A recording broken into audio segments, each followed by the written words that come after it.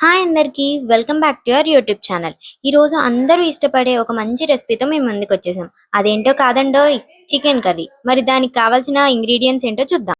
ధనియాలు, చెక్క, లవంగం, జీడిపప్పు, కొబ్బరి ముక్కలు, టమాటా ముక్కలు, కొత్తిమీర,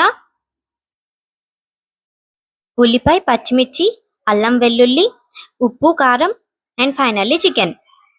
ముందుగా జార్ తీసుకొని దాంట్లో అల్లం వెల్లుల్లి, ఉల్లిపాయ, పచ్చిమిర్చి, టమాటా ముక్కలు, ధనియాలు, చెక్క, లవంగం, జీడిపప్పు, కొబ్బరి ముక్కలు అన్ని వేసుకొని మనం గ్రైండ్ చేసుకోవాలి.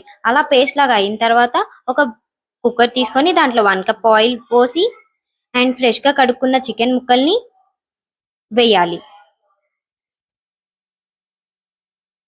వేసిన తర్వాత మనం ఇందాక గ్రైండ్ చేసి పెట్టుకున్న పేస్ట్ మొత్తం ఆ ముక్కల్లో వేయాలి.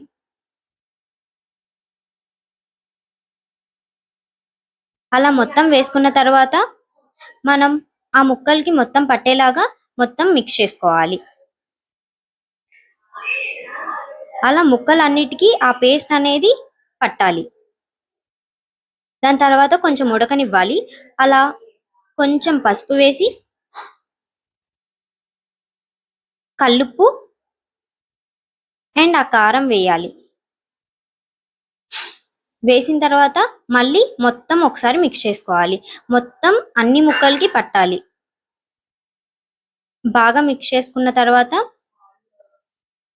మనం ఒక ప్లేట్ పెట్టేసుకున్నాము.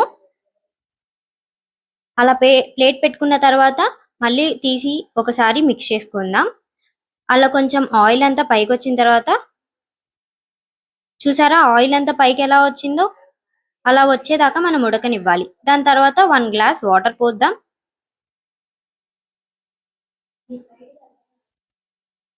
అలా పోసినాక మళ్ళీ ఒకసారి మిక్స్ చేసుకుందాం. అలా మిక్స్ చేసుకొని మళ్ళీ కుక్కర్ లిడ్ పెట్టేద్దాము. పెట్టుకొని విజిల్ కూడా పెట్టుకుందాం.